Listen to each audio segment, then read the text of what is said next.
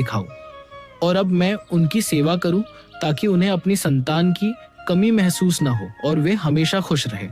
अभी राजू ये सोच ही रहा था कि अचानक उसकी नजर एक कोयल पर पड़ी जो उसे बड़े ध्यान से देख रही थी। अरे, यह कोयल मुझे इतनी गौर से क्यों देख रही है? इसका आकार तो बाकी कोयलों से बड़ा है और देखने में भी यह कुछ डरावनी लग रही है।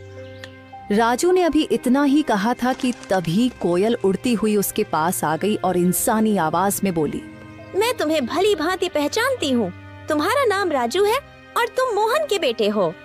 कोयल को बोलते हुए देखकर राजू बहुत डर गया और बोला, ये कैसे मुमकिन है? तुम तो कोयल हो, फिर इंसानी आवाज में कैसे बात कर रही हो? शायद ये मेरी आंखों का धोखा है। भला कोई कोयल इंसानों की तरह बोल सकती है? नहीं, यह तुम्हारी आंखों का धोखा नहीं है। मैं सचमुच बोलने वाली कोयल हूँ।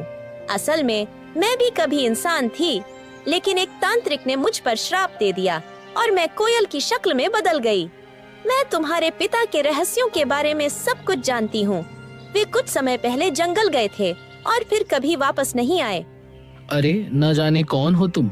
मैं ऐसे कैसे तुम्हारी बात पर विश्वास करूं? कभी सोचा है तुमने? तुम पिछले कई वर्षों से बिना पिता के रह रहे हो, लेकिन गांव में कोई भी तुम्हारे पिता के बारे में बात नहीं करता।